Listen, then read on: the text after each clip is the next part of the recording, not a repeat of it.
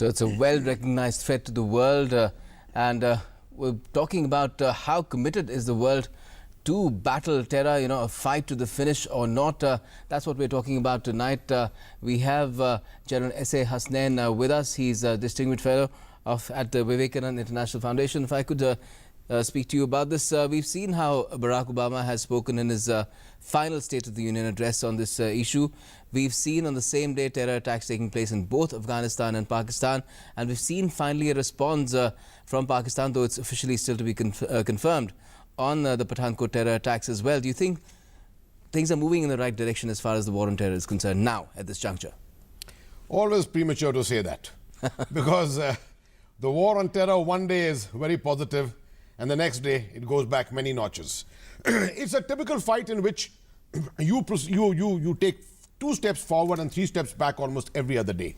And as I think the President Obama has very clearly brought out, that this kind of instability will remain in the world, in certain centers of the world, for a couple of decades, because it's related to many things. It's related to events which have happened in the past, many dots which have to be joined to understand this entire thing. But the core center, of course, remains in the Middle East, very largely in South Asia, and in South Asia centered on Pakistan and Afghanistan. Yes. And the manner in which the situation in Pakistan and Afghanistan is evolving at the moment, I do not have too many hopes, because I think the situation is virtually what it was, right. Except for perhaps the kind of symbolic acts which are being taken in Pakistan at the moment. One is glad to see, one is positive about... So you remain skeptical about what the reports that we're hearing from Pakistan, the kind of statement that has been issued by Pakistan, although it doesn't talk about Masood Azhar, but it does talk about action in a generic direction as far as Pathankot is concerned. It may not be right on my part to dismiss this with a negative smirk. I would say at least Pakistan has made a beginning. Okay. And it's good that at least they are accepting something. The Jaish-e-Mohammed chief, Maulana Azhar Masood, has been detained, perhaps not arrested, probably taken into a house arrest of some kind, and he will be investigated. But historically, we have seen the same thing happening after 2001, after the Parliament attacks. We saw this with the Lashkar-e-Toiba. If it is detention, do you think there are legalities at play over here as well? Because there is no case so far in Pakistan as far as the Pathankot terror attack is concerned. That's a crime that's taking place in India. Absolutely. You see, we saw what happened with evidence in the case of 2008 also. All the clues were there. Almost everything was given on a platter to the Pakistan authorities. But this didn't wish to take it forward. Now, there are reasons for this which you got to understand, Gautam. The basic reason is that Pakistan has got what is called a deep state. And the deep state comprises the Pakistan Army, the ISI, the various terror groups focused on India, Punjab-based. They have been quiet and silent for the last 6-7 years. Right. Not too much of activity after 26/11. And they are basically now rearing to go. And it's getting difficult to control them. Pakistan is not in a position to be able to handle Afghanistan, internal security in Pakistan, and allow the groups to do what they wish to do in Pakistan. Well, the focus at this moment is on how India handles all the developments in Pakistan. And we have Amrit Pal, my colleague, joining me for some inputs on that. Amrit, we have that meeting going on right now at the Prime Minister's residence in 7RCR, where External Affairs Minister Sushma Swaraj is present, along with the Foreign Secretary as well. What can we expect? A final call, really, on whether those talks between the two FSs will take place in Islamabad or not? Is that going to emerge today, this evening? Well, we don't know. I think the call now, the External Affairs Minister, along with the Foreign Secretary and the Joint Secretary concerned, that's Joint Secretary for Pakistan, Afghanistan and Iran, Gopal Bagle, have gone to meet the Prime Minister. I think the Prime Minister will take the final call, but let me tell you what the official spokesperson of the Ministry of External Affairs told us a little while back. He said that Pakistan has not officially communicated anything to India regarding Maulana Masood Azhar. So clearly, if it is a preventive detention, as the Pakistan media is reporting, it remains to be seen how Pakistan moves forward on that. But officially, Pakistan has not communicated anything to India. Now, that's what the official spokesperson says. Now, the Prime Minister will factor that in. There was a meeting for about close to about 1.5 hours at the residence of the External Affairs Minister. Okay. So, with the Foreign Secretary and the JS concerned. So, I think now they will go now at the meeting that's currently taking place at Prime Minister's residence is where the final call will be taken as to what is the way forward. They obviously would be in touch with our High Commission there.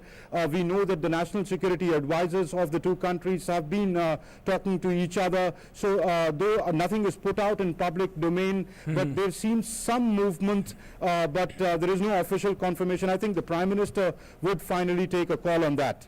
All right, we'll await word from you then on what happens in that meeting that is taking place at the Prime Minister's residence. For the moment, thanks a lot for joining us, Amrit. General Hussain, I was speaking to you about the kind of response that India can now give to Pakistan. Do you think the time is right for talks now?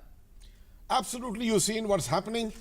This is one of those awkward times when you would say a decision either for or against would not be wrong. Either of the decisions wouldn't be wrong. If you go ahead with the talks on the 15th, it would be a kind of a recognition that Pakistan has at least met the basic symbolic response which was required from our side.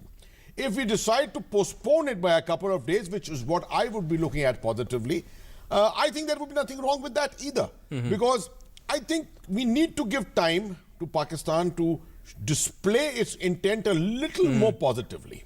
Okay. Just having a preventive detention does not convey the entire intent. I think if we wait for maybe 10 days or so, Right. perhaps we may be able to see some more movement on this entire thing. And I think the talks should probably be much more positive. Okay. In both the sides will be able to prepare So themselves. you're advocating patience. Let me cross over to where the action is right now at 7 Racecourse Road. That's the Prime Minister's residence. My colleague Nandita Dagar is there. Nandita, what can we expect? It's an all-important meeting as far as relations between India and Pakistan go. We have news of Pakistan taking action, but no official communication. Is that what is lacking right now? Is that what is really the crucial information that India needs to take a final call on that Foreign Secretary level talks scheduled for the 15th? Yes, Gautam. Yes, Gautam, that is what the Foreign Affairs Minister Sushma Swaraj and the Foreign Secretary S. Jaishankar must have mulled over for the past 1.5 hours when they were huddled in her residence along with the Joint Secretary for the Pakistan desk, Gopal Bagle. And now we just saw about 5 or 6 minutes back the External Affairs Minister Sushma Swaraj drive in along with the Foreign Secretary to the Prime Minister's residence, and you would also have received the visuals of her by now. Yes. Being welcomed inside. Now you see Pakistan has taken some action, and now the onus is on the Prime Minister whether he decides this is enough, good enough or not. Now they have taken Maulana Masood Azhar, his brother-in-law Ashfaq Ahmed and his brother Abdul Rauf into protective custody, and they have been detained. Also, Prime Minister of Pakistan Nawaz Sharif had constituted a committee of intelligence officials, army as well as the government. Now does India think that is enough?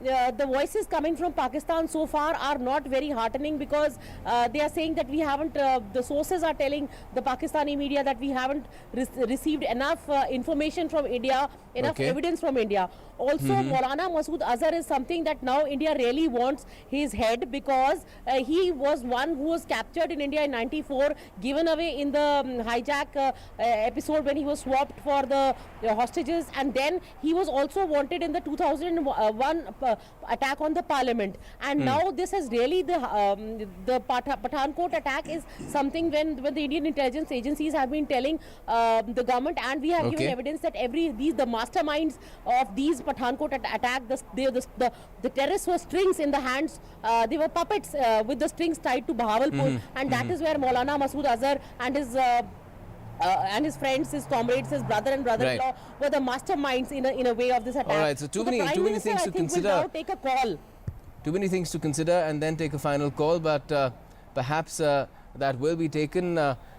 Thanks a lot for joining us for the time being, Nandita. You keep an eye on what happens at 7 hours here. We'll cut back to you as and when we learn more. General Hasnain, this is really the crucial point, because all depends on Pakistan really, how much and to what extent it is willing to go to combat terror that is directed at India from its soil. That's what determines it for India. For the world, there are different parameters, of course. Of course. In terms of seriousness, you have to remember that within Pakistan there are also divisions. The deep state itself may be having divisions within it. There may be some elements within the army who are not willing to go along with the army's possible support to the civil government in terms of losing out a strategic asset which has been built up over the last 25 years. In fact, Jaish-e-Mohammed has been built up over the last 14 or 15 years, but all the other elements of the deep state have been built up over the last 25 years. So I think the deep state, including the Pakistan army which leads it, would want to go slow. But how high are the stakes of Pakistan as far as the talks are concerned? Because if it has finally taken action on what India wants, which is action against Jaish-e-Mohammed, it does connote that Pakistan is taking very seriously what India wants, and is taking it seriously because it wants talks with India. Yes, as I stated earlier also, symbolically it seems that they have initiated action. How this pans out subsequently, only time will tell, because we've had a historical experience with what happened with 2008 and what happened with 2001. But your question is very, very valid. In the current international environment, where there's so much of concern being expressed about terrorism everywhere, you heard President Barack Obama, Pakistan, I don't think, can any longer continue to sponsor this kind of a proxy war that they have been doing all this time. But for them to because take it will have its own costs. It will run its course. It will run its course, but perhaps a little dilution for the moment, a holdback for the moment, until the international security environment perhaps settles down a little more. Okay, we'll have to wait and see how this pans out. It's not just about foreign secretary level talks. That's just part of the process. But the long-term impact of what Pakistan is doing now will only be assessed when things move in a concrete direction, and there are deliverables here for India as well on the terror front. Thanks a lot for joining us for the time being. We'll